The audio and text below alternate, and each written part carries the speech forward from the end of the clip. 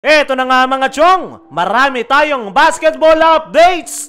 Jamie Malonzo latest update. Makapaglalaro na nga ba this upcoming Commissioner's Cup? Kilalanin natin ang magiging panibagong starting five ni Coach Tim Cone sa Barangay Ginebra next conference. Matapos ngang mabigo ng Barangay Ginebra sa finals kontra TNT Tropang Giga, ay agad nga na nagkaroon ng pagbabago sa kanilang starting five. Para sa point guard position ay itong kanilang acting team captain na si Scottie Thompson. Hindi nga po pwedeng mawala si Scottie sa starting five dahil eto na nga yung nagsisilbing team captain ng kanilang kupunan. At the same time, sa kanya nagsisimula ang energy ng kanyang kupunan dahil sa kanyang hustle kung saan nadadamay niya yung kanyang mga teammates. Kay Scottie na rin nagsisimula yung kanilang opensa dahil eto na nga yung pumalit sa role ni L.A. Tenorio. Magiging backup niya sa point guard ay si RJ Abarrientos.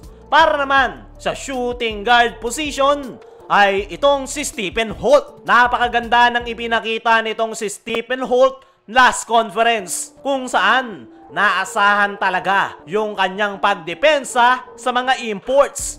Pero this upcoming Commissioner's Cup ay mukhang hindi na pagdepensa sa import ang magiging role nitong si Stephen Holt dahil mas malalaki nga yung kanilang makakalaban. At ang magiging role nga nitong si Stephen Holt ay more on outside shooting. Pero i-expect natin na ipapakita pa rin niya ang kanyang depensa. Para naman sa small forward position ay itong kanilang resident import na si Justin Brownlee. Hindi pa nga malinaw na si Justin Brownlee ang magiging import ng Barangay Ginebra. Pero malaki yung chance na siya pa rin ang kukuhanin ni Coach Tim Cone dahil mabibigyan naman ng pahinga itong si Justin Brownlee dahil sa December 11 pa yung magiging debut game ng Barangay Ginebra. At mukhang sapat na nga yan para kay JB para maipakita niyang muli ang kanyang laro. Napagod lang talaga ito kaya hindi nakapagpakita ng magandang performance sa nakalipas na finals. Paniguradong makikita natin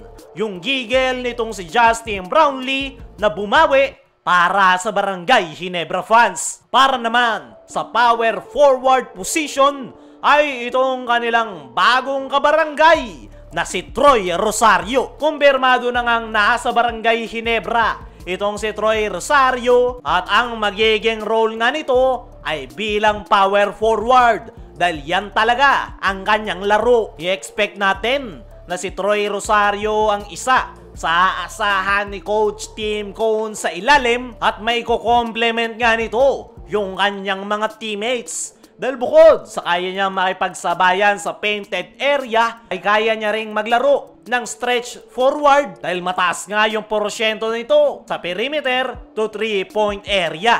Kaya naman, magkakaroon ng spacing sa ilalim na po pwedeng atakihin ni Brownlee, Stephen Holt o Scottie Thompson. I-expect nyo rin na mas gaganda yung flow ng triangle offense dahil sa pagkakadagdag nitong si Troy Rosario. At para naman sa center position ay itong kanilang reliable big man na si Japet Aguilar. Wala na ngang iba pang big man si Coach Tim Cone kundi itong si Japet Aguilar. Pero dahil nga sa pagkakadagdag ni Troy Rosario sa kanilang kupunan ay mas gagaan nga yung trabaho ngayon nitong si Japet dahil may i-complement nga siya ng bagong kabarangay na si Troy Rosario. Para sa akin mga chong ay kakaibang Barangay Ginebra ang makikita natin this upcoming Commissioner's Cup. Pero wag kayong mag-expect na agad na makakagawa ng malaking impact itong si Troy Rosario dahil mag-a-adjust pa ito sa sistema ni Coach Tim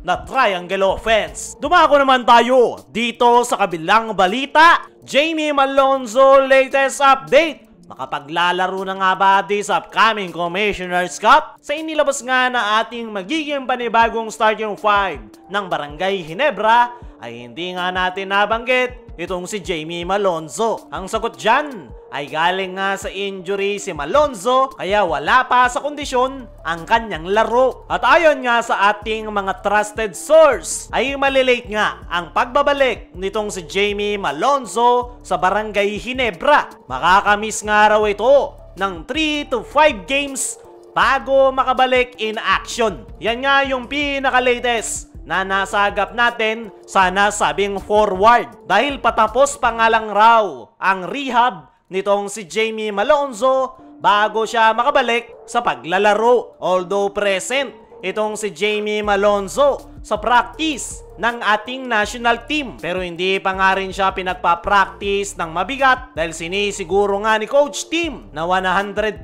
muna itong si Jamie Malonzo bago bumalik sa paglalaro. Para sa akin mga chong ay kailangan ng Barangay Ginebra itong si Jamie Malonzo this upcoming Commissioner's Cup dahil kailangan nga ni Coach Tim ng reinforcement sa loob ng Pentederia. Pero hindi nga magiging problema na madedelay ang pagbabalik ni Malonzo sa Barangay Ginebra dahil nandyan naman si Troy Rosario. Para sa akin mga chong ay magagampanan naman ni Troy Rosario ang iniwang role ni Jamie Malonzo. Pero mas maganda kung makakabalik na in action itong si Jamie Malonzo para mas magkaroon ng mas maraming options si Coach Tim Cone. Kaya mga chong, ano masasabi nyo patungkol sa development dito kay Jamie Malonzo? Ano rin yung masasabi nyo sa magiging panibagong starting 5 ng Barangay Ginebra? I-comment mo lang dyan sa ibaba.